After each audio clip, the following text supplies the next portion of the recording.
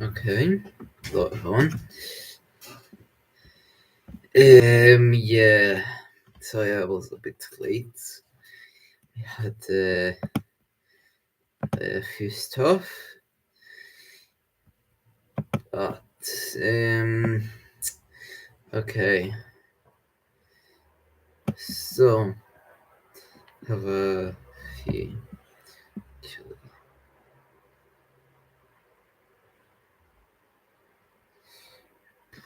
What video should we start with?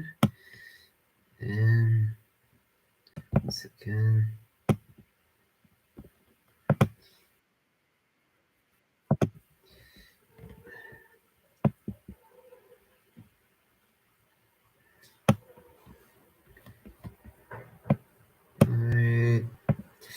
Just I needed to organize this.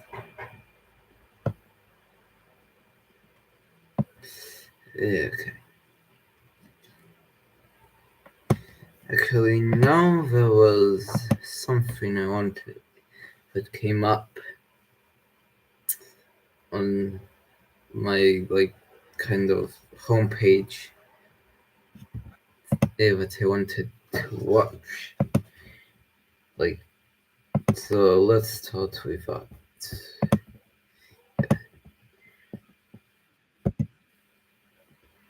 Right.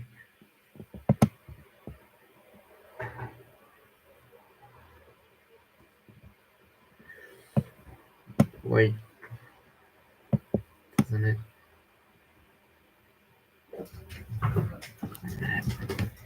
It doesn't.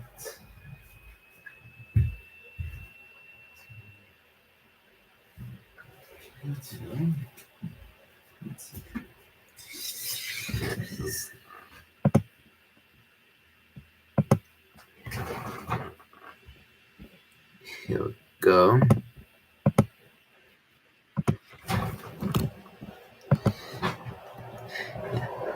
Now we're good.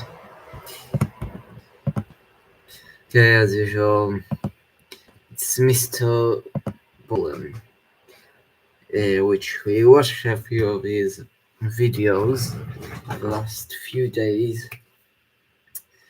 And this is, it looked pretty interesting.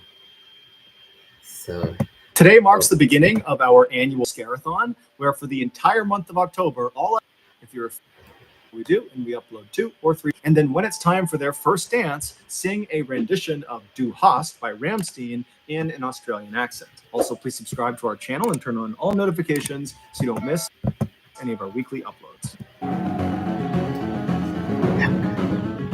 Let's close what? In June of 2019, an 18-year-old girl named Bella wrapped up her first year in college and headed home for the summer. Her family lived just outside of this small town in France that was tucked up in the mountains and surrounded by this huge forest. And so growing up, Bella spent a lot of her time out in this forest, either by herself or with her father or other members of her family. And so she knew the forest like the back of her hand. Her favorite place to go in this forest was the man-made lake that sat kind of at the center of this forest. It wasn't huge, but it was a beautiful view. It was very peaceful, and so she liked going out there. The way she would get to it is she would leave her house, she would hop in her car, she would drive a couple of miles down the road, and she would pull off into the shoulder of this road, and there was no signage that said this was the pull-off to get to the man-made lake. This was an area that she and her family had discovered, that there was this particular trail you could take. And so she would pull off at this shoulder, she would get out, and she would turn away from the road and just walk directly into the trees, which butted right up against the road. And very quickly, after walking into the woods, after going through some thick underbrush, she would reach this kind of clearing and she would see up ahead this little stream. And off to the left side of this stream is what looked like this kind of beaten up little footpath, but actually what it was an animal trail. So animals just kind of made their way around this area all the time, and so it kind of carved out a path. And so Bella would walk down to this animal path, and she would walk along the path that kind of went parallel with the stream, and she would walk for maybe 15 or 20 minutes until this animal path veered hard to the left, kind of went away from the stream, at that point, Bella would abandon the animal path and just continue walking along this stream, both stepping in the stream on some rocks and standing on either side when she could. And she would follow the stream due north, just going straight into the heart of this forest for about an hour, walking at a fairly leisurely pace until the stream connected with this east to west running river. And at this point, Bella would turn left, facing west, and she would follow along this riverbank about 20 minutes until the river fed into the man-made lake. And so she would stay at this lake, sitting on a rock, enjoy the view, and look at the animals and listen to nature all around her. And then at some point, she would turn around and retrace her steps all the way back to her car. For reference, one leg of this journey from car to lake, or from lake to car, took about 2 hours. Part of the reason Bella really enjoyed being in these woods and being at this lake was because it just kind of felt like they were hers. Because up until this summer in 2019, the only other people that Bella had ever seen anywhere in this forest or near this lake were other members of her family. So it really felt very private. So in June of that year, Bella comes home from college, and almost immediately she wants to go out to the man-made lake because she hasn't been in months. She's been in school. And so she's eager to get back to some place that she kind of considered to be her happy place. So one morning she gets up early, and by herself, she leaves her house. She hops in her car. She drives the couple miles down the road. She pulls off onto that shoulder. She parks her car. She hops out. She turns away from the road. She walks into the forest. She finds the stream and starts walking along that animal path right to the side of the stream. She walks for a few minutes until she reaches the point where the trail kind of cuts to the left, and she just stays on the stream and is just continuing walking along the stream. And about 30 minutes later, when she was maybe 1 or 2 miles short of the east-west running river, she hears a bell somewhere off in the distance, way out in front of her, out towards the river. It sounds just like a chime, a single chime. And as soon as she hears it, she stops, because there's never any people out here ever, and that bell sound came from somewhere in the forest. And so she stops because she's not really sure if she actually heard that, because it could have just been her mind playing tricks on her or something. And so she stops and just kind of listens for a second, and then she starts to hear this bell just continuously start ringing. Now, the ringing was not uniform. It was constant, but it was kind of sporadic, as if you were holding a bell and kind of ringing it randomly, like you might see at a sports game. And so she's thinking to herself, is there a dog that got lost somewhere up ahead, and it's got a bell on its collar, and that's the sound I'm hearing? But as she's sitting there listening to this kind of sporadic bell sound, she's thinking, that's way too loud to be some rinky-dink bell on a pet's collar. So it's got to be something more robust. Did maybe somebody have a bell inside of a box, and that box got on the river and it's floated down river and it's like crashing into rocks or something? I mean, she's going through these very strange scenarios in her head, but she's not concerned about the bell. She's actually pretty intrigued. And since the sound of this bell seemed to be coming from the direction she was already traveling, she decided she would just keep on walking and hopefully see whatever it was that was causing this bell sound. And so Bella just began walking along the stream again, kind of listening to this bell and thinking about what it was going to be. And after about 5 minutes of her starting to walk again, the bell just stops. It goes totally silent. And when it does, it actually kind of startles Bella, because she'd been listening to it so intently. And so she stops and she's listening, kind of expecting it to go off some more, but it doesn't. All she hears are the sounds of nature all around her. Now, Bella didn't have an explanation for what this bell was or why it stopped, but she really just wasn't that worried about it. She figured there was some sort of explanation for it. There had to be.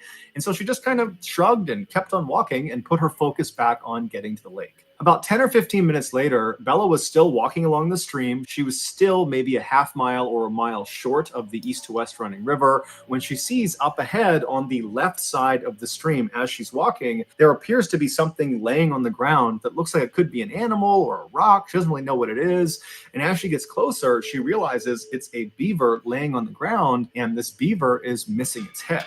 Now, this is a huge forest, and Bella would have known that, of course, there are wild animals all over the place. And so finding the body of an animal that had been attacked by another animal was not unusual. That's nature. But what did strike Bella as odd was the cut on this beaver's neck was unbelievably neat and uniform, as if its head had been very carefully removed with a very sharp knife. And the beaver's head was nowhere to be found. It certainly did not have the appearance of having its head removed from some predator and its teeth. That would have been very rough. Also, the rest of the beaver's body was intact. So whatever killed this beaver was not interested in eating the beaver. As Bella stood over this beaver and was just staring at it, she also noted that there was no smell. Normally, when something dies, it begins to smell very quickly. It's part of the decomposition process. And so for there not to be a smell indicated to Bella that this beaver must have been killed fairly recently. And then when Bella kind of gently prodded the body with her foot, she realized the beaver's body was still fairly limp. So rigor mortis had not set in. Rigor mortis is another part of the decomposition process where the body kind of stiffens up, and that happens fairly soon after death. And so as Bella is realizing this beaver must have died very recently, it dawns on her that most likely whoever or whatever has killed this beaver is probably somewhere nearby.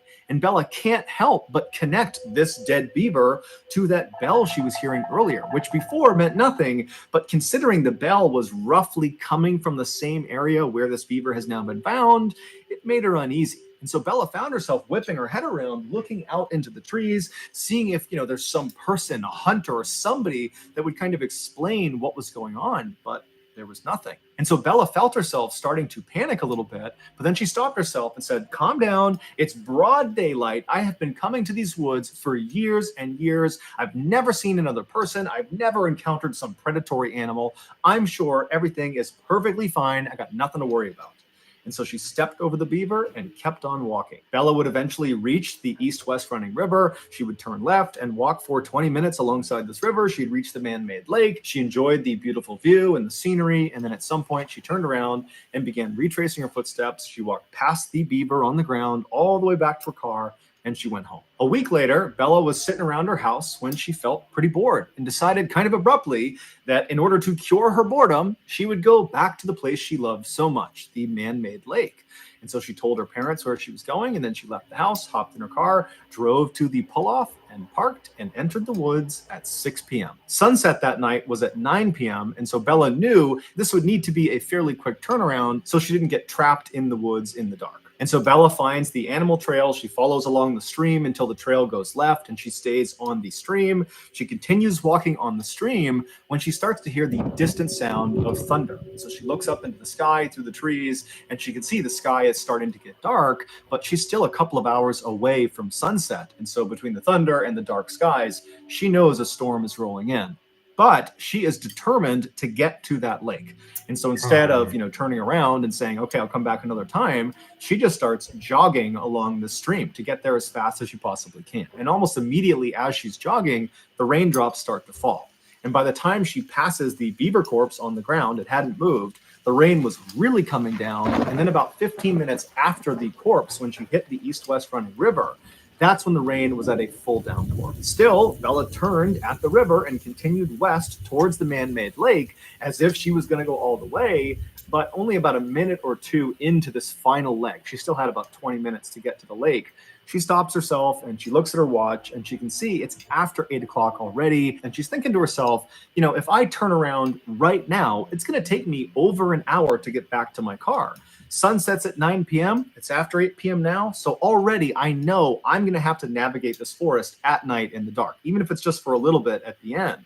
And if I go all the way to the lake and then come all the way back to the car, I'm going to be in the forest after dark for quite a while, maybe up to an hour. And she's thinking, I'm confident I can do that, but it's also pouring rain, I'm cold. If I get lost, this could turn into a very bad situation. And so she ultimately decides that even though she really wants to keep going, she needs to turn around, she needs to head back. And so she turns around and she walks back up alongside this east-west running river to where the stream fed into that river. She turns and begins walking south along this stream, headed back towards the car. On her walk, because the visibility was starting to get quite bad because it was so dark, she had her head down at the ground because she didn't want to trip. She's stepping on rocks, she's stepping on muddy areas. She wants to make sure her footing is solid. And so her head is down, the rain is pounding all around her, and she's walking for about 15 minutes when all of a sudden something hits her in the top of the head. And so reflexively, she looks up and kind of puts her hands in front of her face to protect herself, and she sees what she had just run into. It was the beaver corpse. It was hanging from a string that was dangling off a branch right above her. And this beaver's head had been retrieved, and the head had been stitched onto the front paws of this beaver. And so she's looking at this beaver that's dangling from this rope. It's carrying its own head, and she's walked square into it. And her first reaction was basically to gag. She was going to vomit. She was so disgusted. And then she began frantically rubbing at her hair where this thing had made contact with her, because there could be juices from the decomposition that got on her. And then after frantically kind of patting at her head for a second, she stops. And something really terrifying dawns on her. Whoever strung this beaver up to this tree and then stitched its head onto its paws, they had done that in the last 30 minutes, because 30 minutes earlier, when she was on her way in, she remembered passing the beaver carcass on the ground. She saw it. It had not moved from where it was the week before when she first saw it. And now this beaver is strung up in the tree. And so as the wheels are turning in Bella's head, she realizes that if someone has just done this, then they are probably nearby. And at this point, it's really starting to get dark. The rain is pounding all around her. And she starts whipping her head around, looking in all directions to see if there's someone out there that did this. But as she's looking... Second,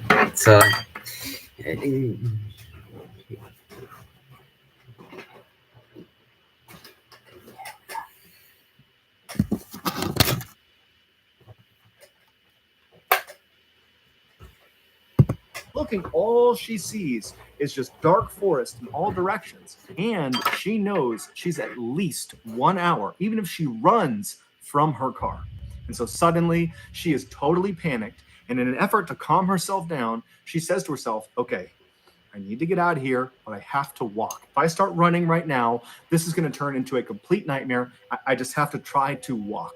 And so she walks around this dangling beaver corpse and starts walking along the stream. And as soon as she's past that corpse, she feels the hairs on the back of her neck stand up. She can hear movement behind her.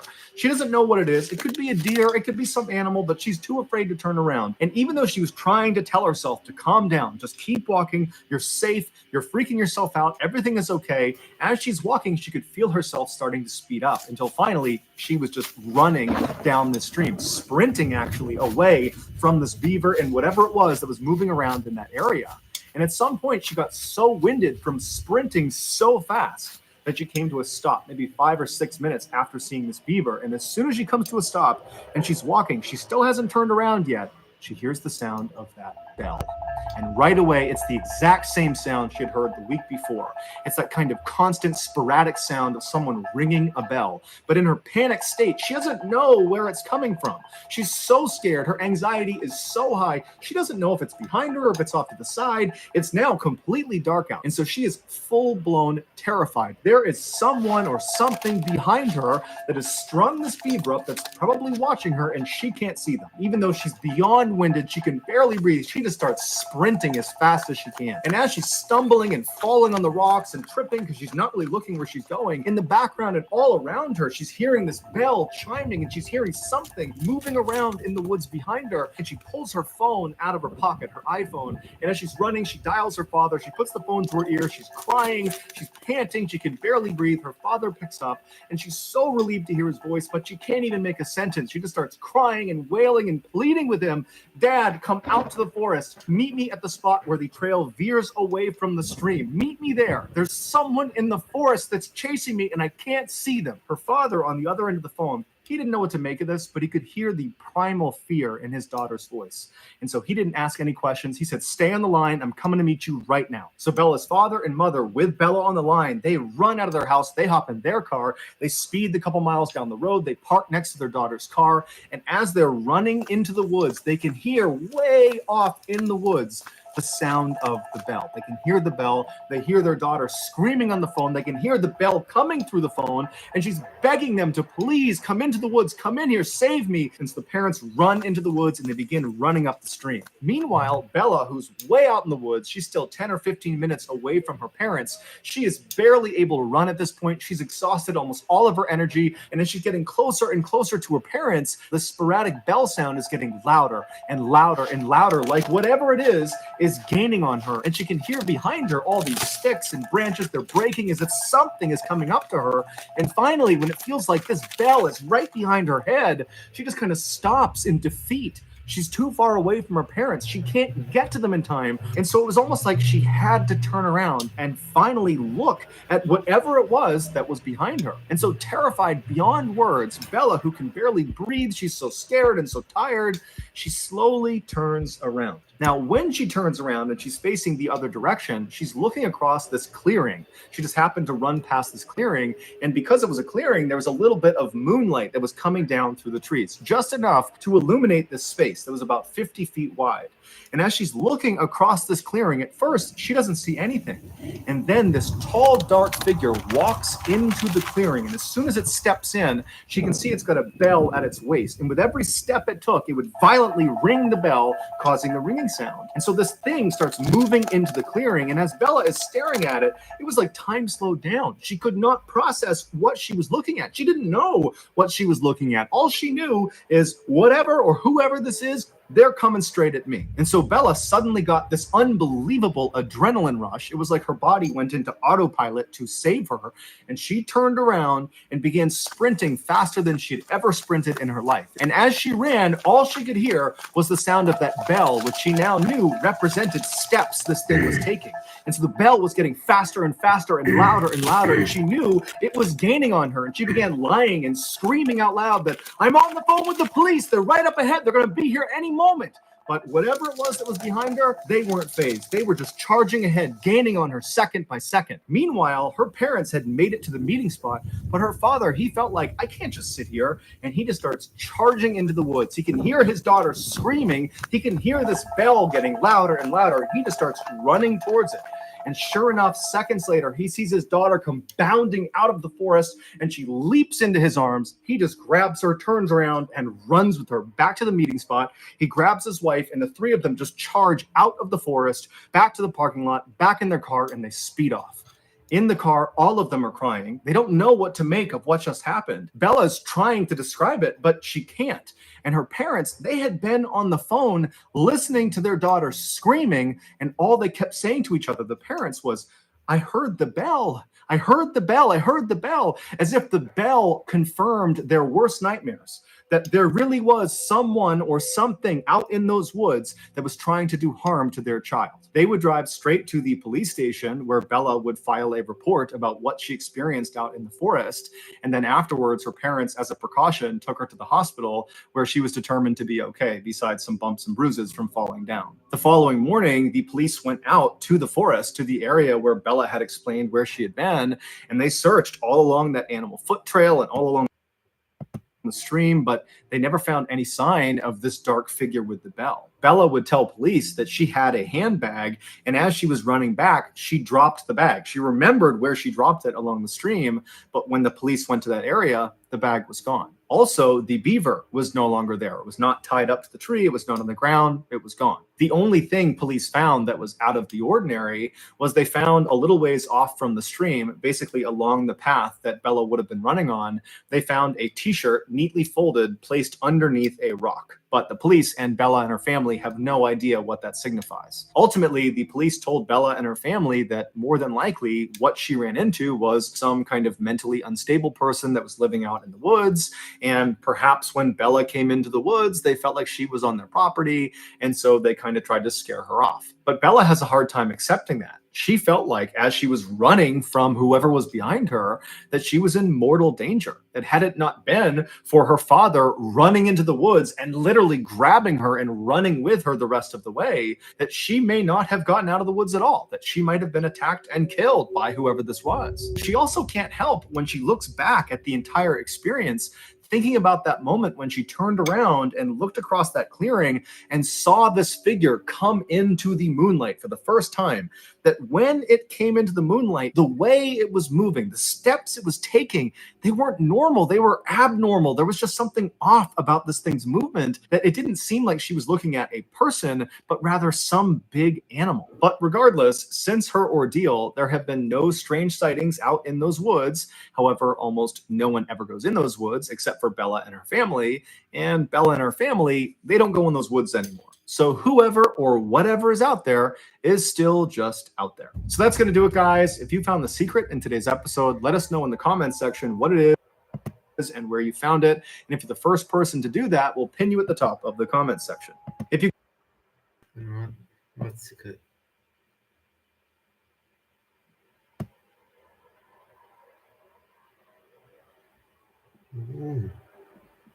it's that kind of constant sporadic sound. Oh, Okay. I see. Oh, no, if it was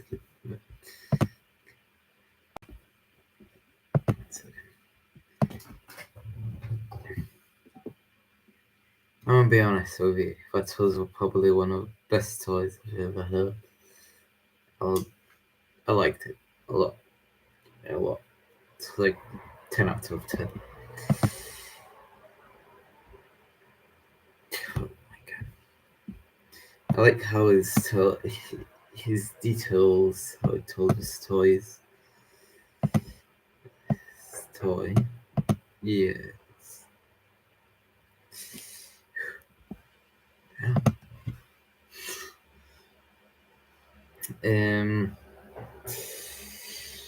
So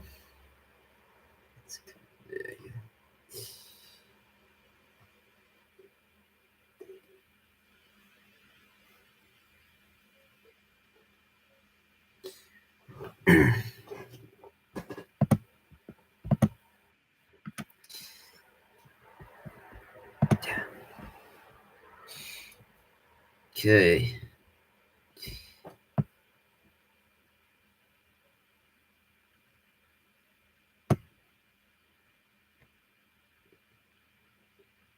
Let's see.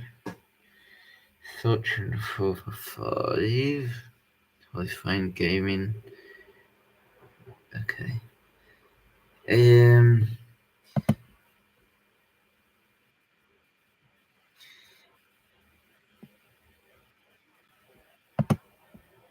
There's one.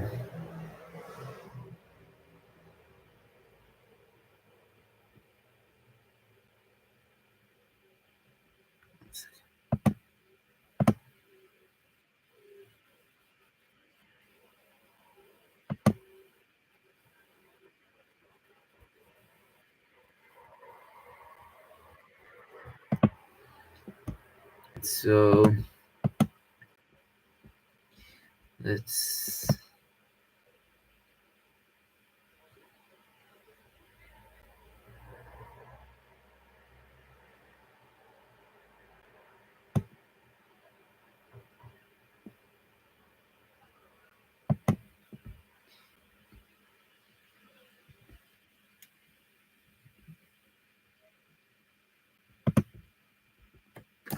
I'm not sure if we watched it, but here we go. Let's type this.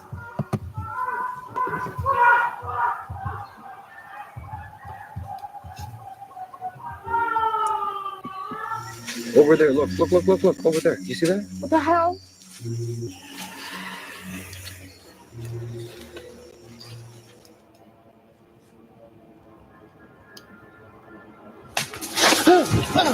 Oh! How you doing? I'm Callan and this is Slapped Ham. Today we're looking at some scary videos that are starting to spook the internet. So hit that subscribe button and get ready for more freaky content. Just like this.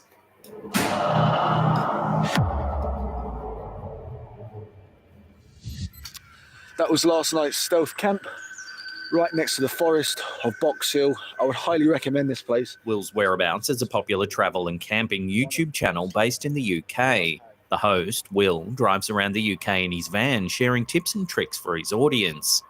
However, in this episode, while camping in Box Hill, an ancient wooded area southwest of London, something eerie happens in the dead of night. He begins by making a campsite meal as the sun sets on the forest.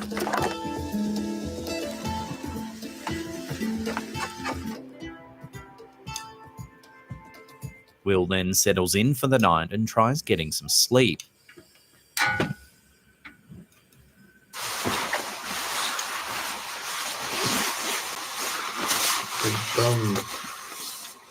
But I don't know. I mean, However, in the middle of the night, something terrifying wakes him up.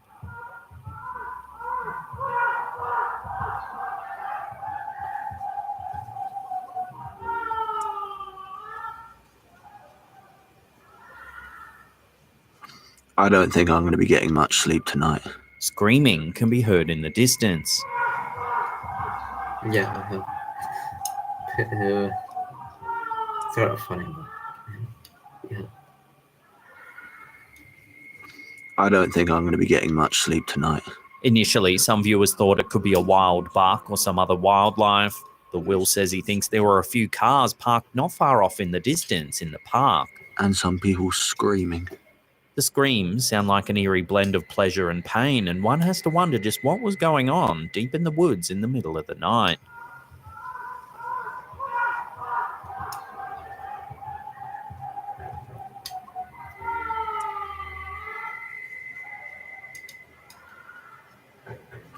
I don't think I'm going to be getting much sleep tonight.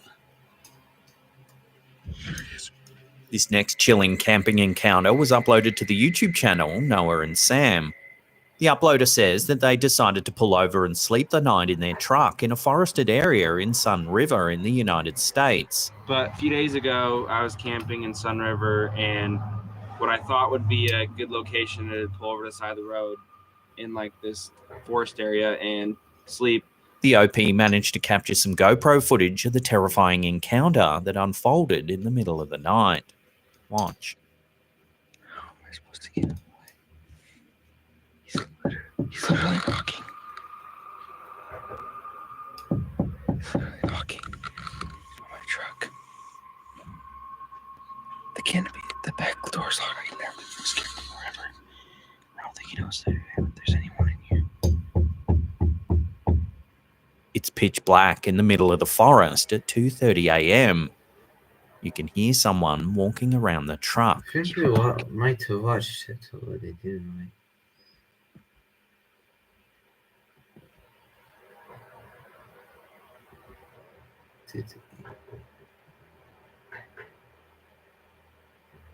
No, let's also if we did it, dude. Let's, yeah. I don't think we watched it. Knocking on my truck. Luckily, the truck is locked, but the person continues to tap at the vehicle. Might have watched this floating one, like a specific I don't one, think he knows that there's anyone in in here. a past video in another one. I'm so scared right now.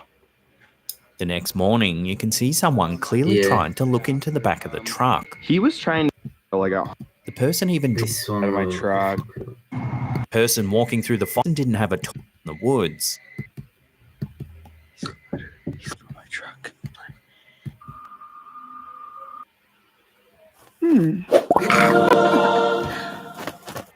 Oh.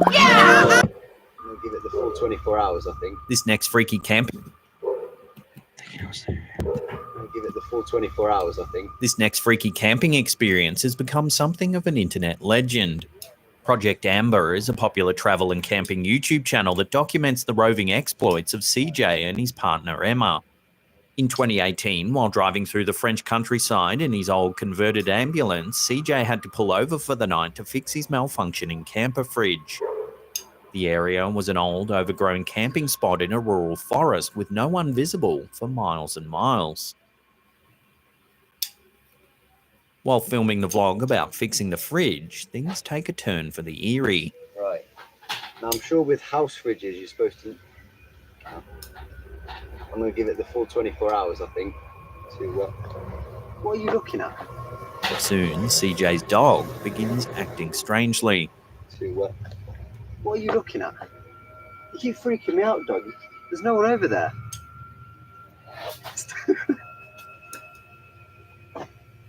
You seen someone? I'm not. Just down the trail, where his dog keeps looking, there's an old abandoned well with a heavy metal covering. And originally I was going to go and park there, and I saw the wow. Instantly started thinking about the ring, which when I was about, I don't know, I think it was about 10 when it came out, scared the out of me. For like a month I didn't sleep properly. The next night, CJ records an update for his Instagram. Take a listen. One. Got to fix something.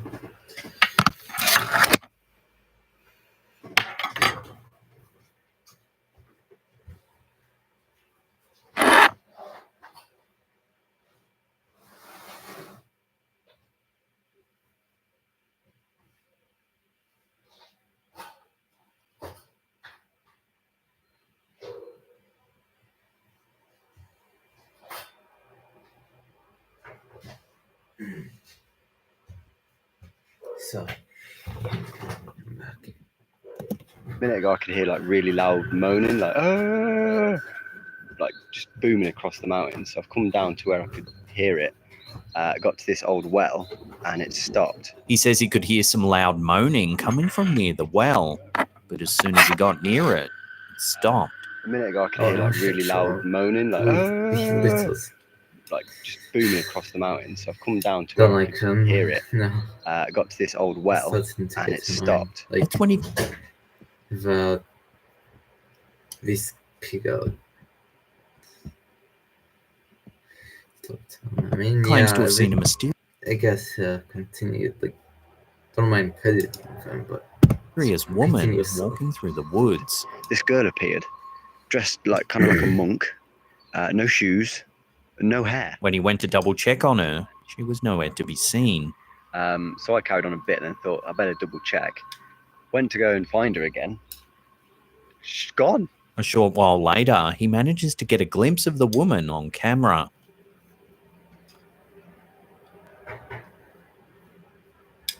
The OP says that normally his dog Lance runs over to people excitedly to greet them. This time, he didn't. Instead, he just nervously looked over in the direction of the woman, whining. Looking over in that direction of where it is.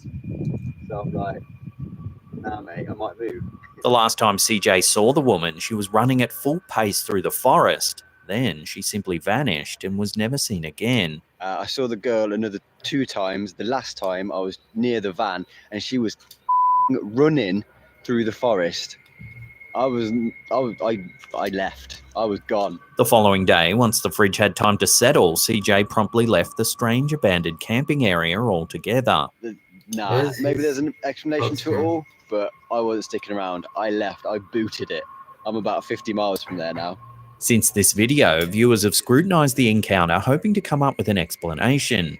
Many have noted CJ's authenticity and that he genuinely seems freaked out by the incident. She's gone. The vast majority of the channel's content is about travel and camping and doesn't sway into the realms of the paranormal at all. Nor does CJ do any pranks or skits or anything that would make it seem as though the encounter was staged. So what's to be made of this eerie event then? Who was the woman? Where was the moaning coming from? And did that locked up well have anything to do with it? I'd love to hear your take on this one. Have you heard of it before? And do you think something paranormal was at play? Let me know your thoughts in the comments down below. My question as well is partner. Not that I know this guy, but just wonder. I recently introduced a program that can generate income automatically. You can start generating income with it. Many people believe that strange creatures still lurk in the far reaches of the earth. Known as cryptids, these mysterious beasts are yet to be classified by modern science.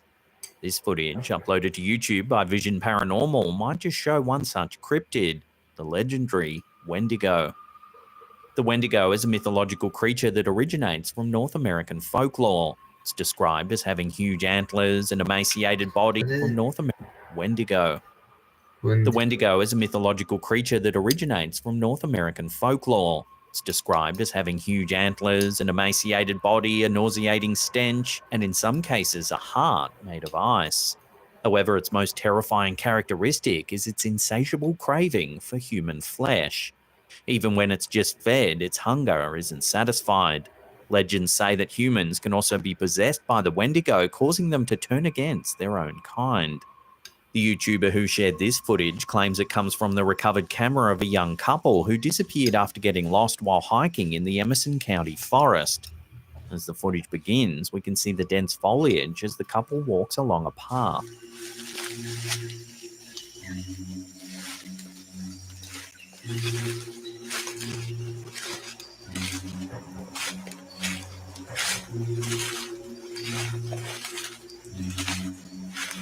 Suddenly, the camera stops moving as their voices can be heard discussing something that they've spotted in the trees. Do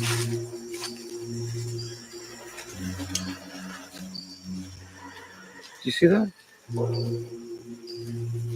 Over there, look, over there. Do you see that? What the hell? If you look closely, you can see a shape moving through the thicket. However, it's difficult to tell whether it's extremely well What's a camouflaged T-Rex? or actually semi-transparent. I don't like this. You see that? Right there. Look, look, look, look, look, Oh look. my god. They watch it for a few seconds before it lets out a terrifying screech. I don't like it. Okay. Fuck. Go. That doesn't. The hikers quickly What's run, that? the camera jostles So violently, but we can text, still hear the creatures shrieking as it chases them through the trees. A few seconds later, the camera falls to the ground and the sounds fade into the distance.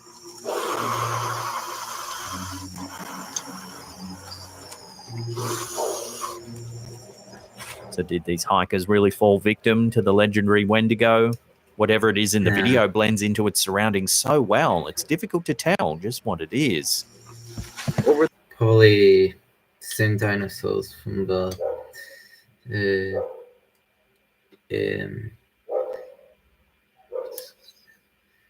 part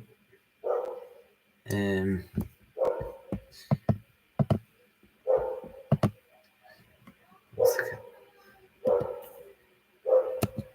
Jurassic Park, yeah. Probably the same dinosaurs from Jurassic Park. But the guy trained, you know what I mean? You know, the small version of the T-Rex, kind of. So yeah, I say it's that. Maybe they're extinct, but you know. Well, it makes more sense. It will be them in a Wendigo. In my opinion. Look, In my over there. opinion. You see that? What the hell? So what do you think this mysterious video actually shows? Let me know your theories in the comments down below. I don't like this. You see that? Right there. Look. Oh my god. That's not an animal. I don't like it. Okay. Fuck. Go.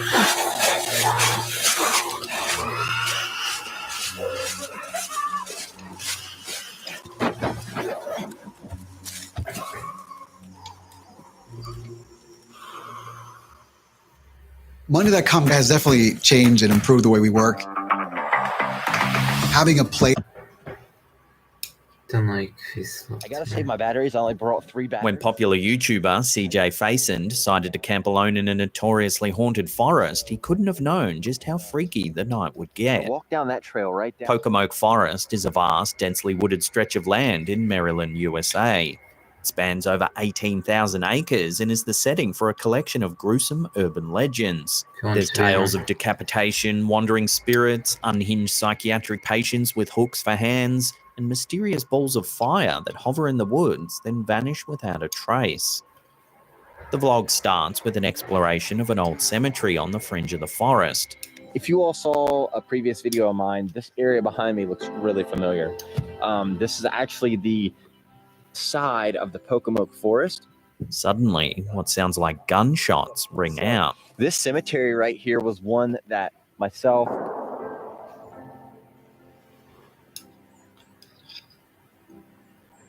Gunshot. This is a stark reminder that often reality is much scarier than any urban legend. Sonny is out of town for a few days, and what that means is I gotta go and I gotta keep on making and creating.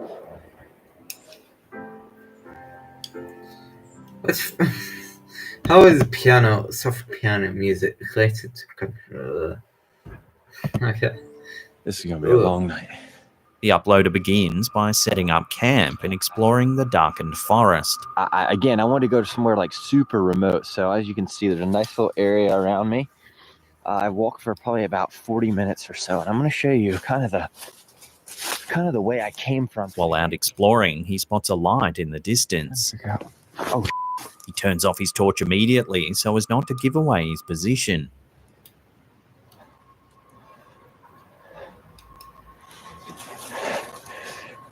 that's somebody's light. That's somebody's light right there. All right, I got to be able to make my way somewhere. That's somebody's light. I got to turn off mine. At first, it's reminiscent of the balls of flame that are rumored to float through the forest at nighttime. This is kind of, it's kind of been a standoff. But had my lights off ever since. But it soon becomes apparent that it's another person walking through the woods. Oh, wow.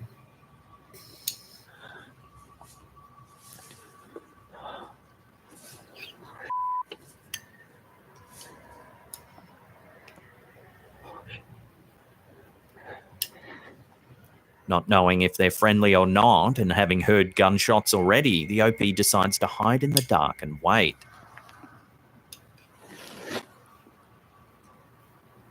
It's 1:30 a.m. and the person just slowly walks through the forest.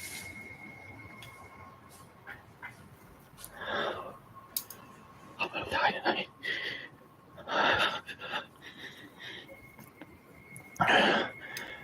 The uploader isn't sure if it's a hunter or not, but they say the person is strangely tall and skinny. How do we know? Whoever that person is, they are not a hunter. Because there's no way in hell. You just keep looking in the same area over and over. Not this late at night, at least. That person was really, really skinny. Like, tall and skinny. It was really strange looking. I'm sure you all. Later, the OP says he can still hear strange noises in the distance, when suddenly this happens.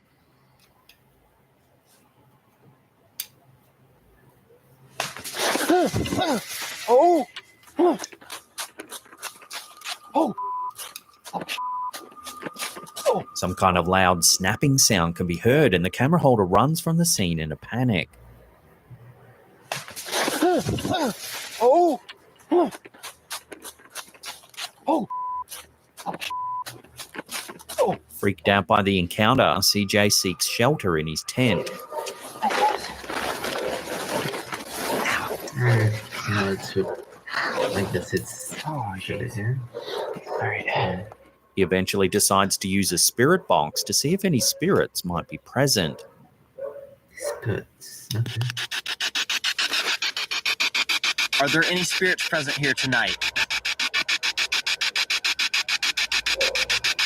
Something appears to smash the side of the tent.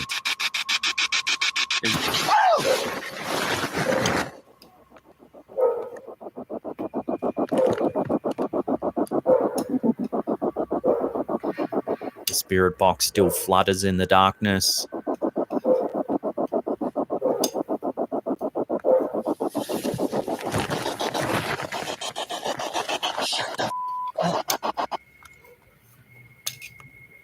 Somehow CJ musters the courage to spend the rest of the night in the forest.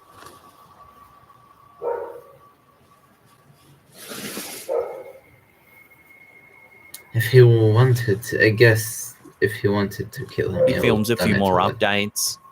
But I don't even know if there's anything on the footage. But I heard something just a little earlier, and it almost sounded like I don't know how, like, you know, like antlers like climb together. Because, I don't. Well, Finney doesn't explain it, like what he told his brother tell. If it was a person, then, he already knows. Okay, he would have already noticed him. So he was, if he wanted to kill me, he would have done it. So probably was. It almost sound like two deer like fighting with each other. Then, after getting some sleep, this happens.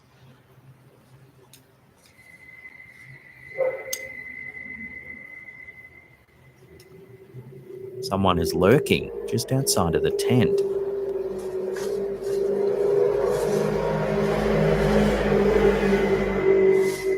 If he wanted to kill me, he would have done it.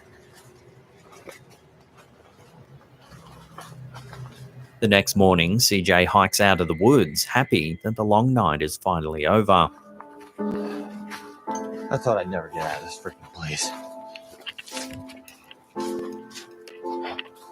Hopefully nobody's messing with my truck.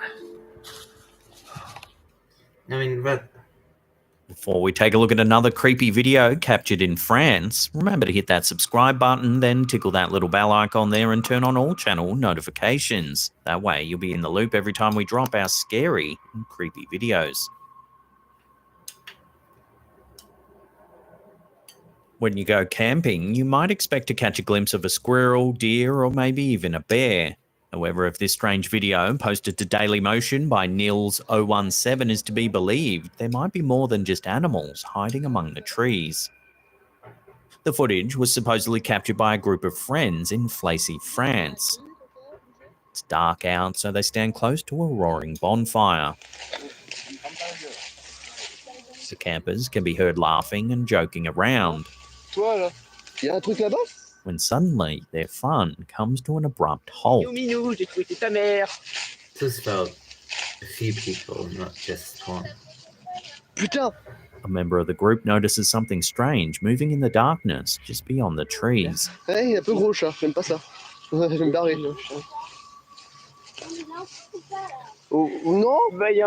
They toss a lit torch in the direction of the movement, hoping to get a better look at whatever it is.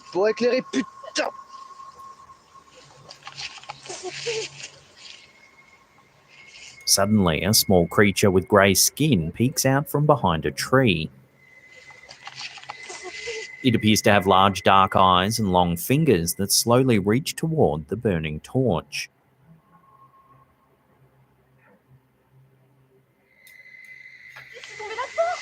The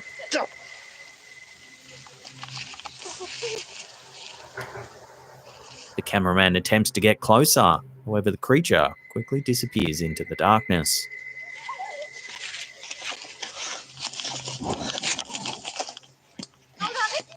While the figure's appearance certainly does resemble that of extraterrestrials often depicted in movies, others think that the creature might actually be some sort of earthly cryptid. Unfortunately, until more information comes to hand, this video, like so many others of this nature, will have to remain a mystery.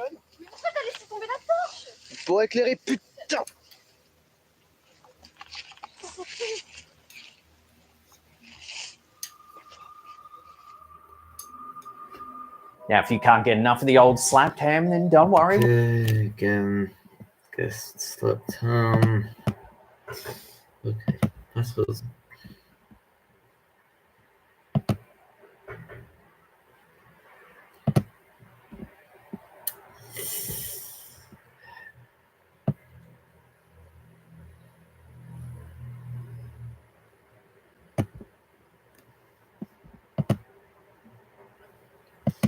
Okay, so I think we'll end stream now.